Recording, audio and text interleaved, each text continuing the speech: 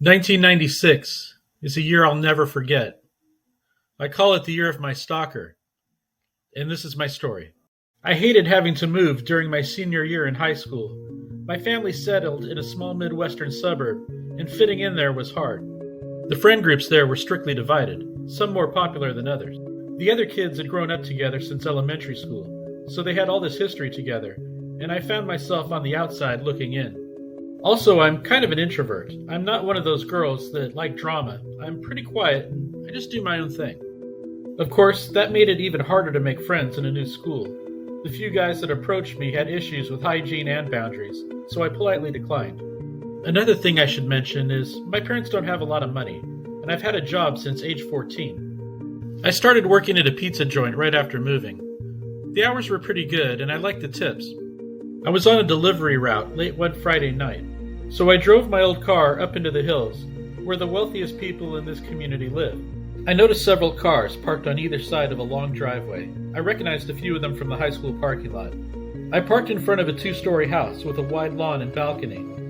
There was loud music playing inside, and a group of kids in Letterman's jackets stood around talking. Three guys stood by the patio near the open front door.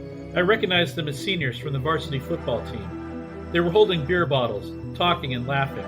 The one in the center stood up and said, "Hi," and took the heavy stack of pizzas. I remember thinking he had a nice smile, even though he reeked of alcohol. The guy on his left glanced at me and looked away. He was a little overweight, but strong-looking. He had some acne scars and longish black hair. "Hey, you go to our school, right? What's your name?" the smiling kid asked. "Yes, my name's May," I answered awkwardly. He said, "Nice to meet you, May. Why don't you hang out for a minute? Do you want a beer?" I said, "Sorry, I'm working right now." "You sure?" he asked me again. I explained again that I had to get back to work. I felt their eyes follow me as I turned and walked to my car. There wasn't much to do in this town late at night, so the streets were dark and deserted. My house is on the outskirts, where neighbors are spread out. There are no streetlights or paved sidewalks. I was about 2 miles from home when I saw headlights in my rearview mirror. I didn't think much of it until the driver got right on my tail and turned on his high beams. Hoping he just wanted to pass, I moved to the right and slowed down a little, but instead of passing, he dimmed his lights and backed off. I sped up, but like I said, my car is old. This guy obviously had more power under the hood. A minute later, he was back on my tail with his high beams glaring in my rear view. Then he backed off again. He repeated this 3 or 4 times. My heart was racing. There was nowhere to turn. I was on a straight road miles from town, surrounded by farmland. I was 2 minutes from my house when the headlights disappeared. My dad's car was in our short driveway, and we didn't have a garage, so I had to park on the road. As I left my car, an engine roared as a vehicle sped towards me. Its headlights were off, and there were no streetlights. I could tell it was a big truck, but that was it. I sprinted to the front door, keys in hand. Just as I reached the doorknob, I heard a male voice shout into the night, "Wait, come back! I'd sell my soul to the devil for a night with you." I slammed the door and locked it as the truck peeled out and raced away. As I expected, my parents were not that supportive. They wanted to know what I'd done to, quote, encourage their behavior, and told me not to worry, it was probably a joke, boys will be boys and all that. The following Monday, I walked to my car in the senior lot, wondering if one of the pickup trucks parked around me belonged to whoever had followed me. But this was the Midwest, where everyone and their mother drives a pickup, and it was impossible to tell. I was about to unlock my car door when a voice called out, maybe 3 feet behind me. "Hey girl, I'd sell my soul to the devil for a night with you." I turned around with my arms up defensively. I asked him what his problem was, but not that politely, of course. "Hey, it was just a prank, loosen up." He laughed again and said, "Besides, it wasn't me yelling at you the other night. It was my friend, Ivan. I was just along for the ride." "I thought you were going to run me off the road," I told him. "Look, if I wanted to run you off the road, you'd be upside down in a ditch." His smile disappeared for just a second when he said that, and it gave me the chills. Then he said, "There's something I have to tell you." "Well, I'm not interested," I said, turning from him and opening my door. He reached over and pushed it closed. I considered running back to the campus, but instead I froze like a rabbit.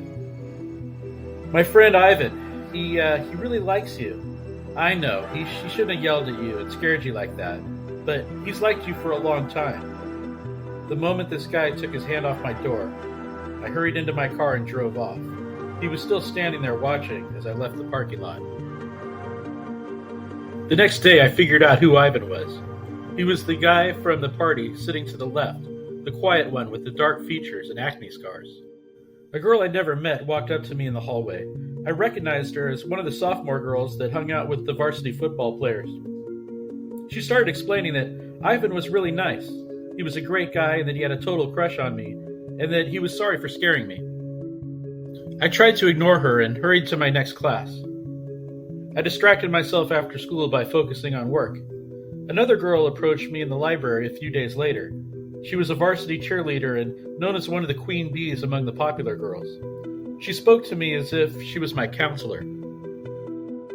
"You know, it would be really good for you to go out with Ivan," she explained. "He's a great football player, he's popular, and I've noticed you're new here, and going out with Ivan could make you more relevant." "Relevant? Wow. Thanks for your concern," I said, "but I do not want to go out with Ivan." Later that day, I found a note in my locker, and this is what it said. "Dear May, I sincerely apologize for scaring you the other night. I wanted to get your attention, and I went about it the wrong way. I'm also sorry that my friends are bugging you. I'll tell them to leave you alone. The truth is, I've liked you for a long time, way before we met at the party. I've been watching you, and I can tell you're not like the other girls in this town.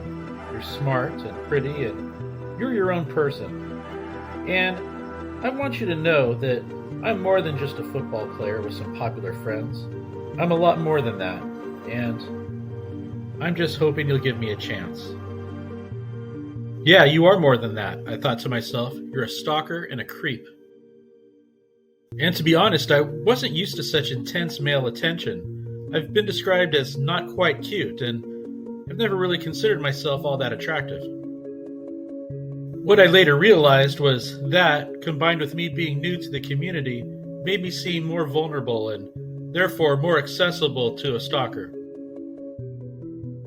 My pizza deliveries were nerve-wracking, especially after dark. I constantly wondered if I was being followed. There was no relief after coming home either. I would lay awake in bed, listening to every passing car on our country road, praying it wasn't Ivan's truck. A new rumor was going around at school. Ivan had been arrested for drunk driving after a house party. He'd spent the night in jail and had his license suspended. I was relieved to hear this. I wouldn't have to worry about him following me on the road. And with problems of his own, I figured he'd leave me alone. But that was just a fantasy. He slipped another note into my locker, and it said, "By now you've probably heard what a loser I am. I've been drinking too much, and I've paid the price. There are some other things about me that I know you don't like. My skin is terrible, and I need to lose some weight. And you know, I can change all those things. I can become a man who's worthy of you." Again, I felt sick. Did he really think this was about his acne and weight? From a distance, I glanced over to where he ate lunch. He sat on the outside of his friend group, just quietly staring at the ground. 2 nights later, I woke to the sound of knocking on glass. I saw a large shadow pass across my drapes and disappear. I screamed for my parents. They tried to explain away the situation by saying it was probably an animal or a branch swaying in the wind. I spent the rest of the night on the couch because it was farthest from any windows. Of course, I didn't get 1 second of sleep. The note in my locker the next day confirmed my worst fears. It said, "I hope you didn't mind, but I had to see you last night. I knocked on your window hoping we could talk. I can't drive anymore, so I walked to your house. It was a long ways to walk in the dark, but I was okay with that. I just really need to meet with you. I'll see you again soon." I took Ivan's note and hurried to the office. I showed the principal, and he seemed genuinely concerned. He told me to return to class and that he would speak to Ivan. I called out from work and drove to the police station straight after school.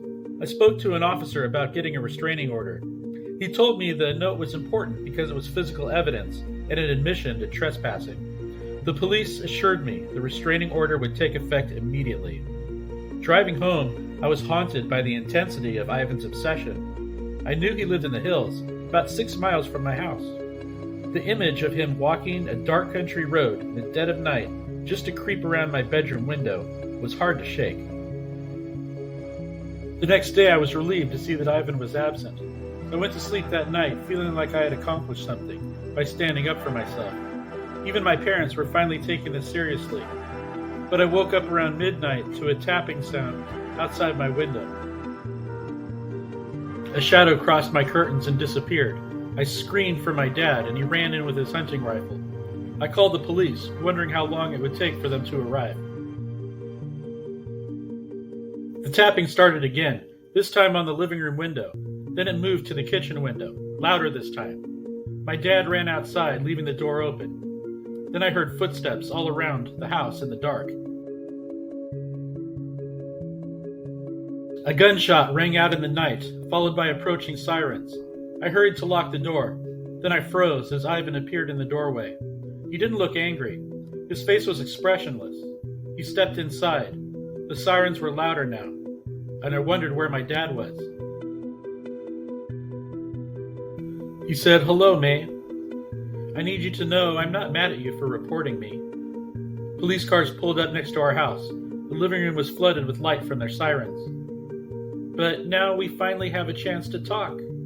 This is all I've ever wanted, a chance to spend some time with you." He spoke as if in a trance, while reaching inside his letterman's jacket. "I'd sell my soul to the devil for a night with you." So much flashed through my mind in that moment. Did he have a gun? Was that gunshot I heard? Was that Ivan shooting my father? Was he going to shoot me next? At that moment, 3 police officers tackled him to the ground and cuffed him. He didn't resist or say another word. I later found out that my dad fired a shot above Ivan's head to scare him off, but he just ran to the other side of the house and found the open door. When the police arrived, my father put down his rifle and raised his arms, praying the cops wouldn't shoot him by mistake. And as for Ivan, there was no gun or any other weapon inside his jacket, just a single crumpled rose. The thing about his obsession that confuses me the most is that he never really knew me. We never even had one conversation. And to this day, I still don't understand why he chose me. I'm just glad that it's over.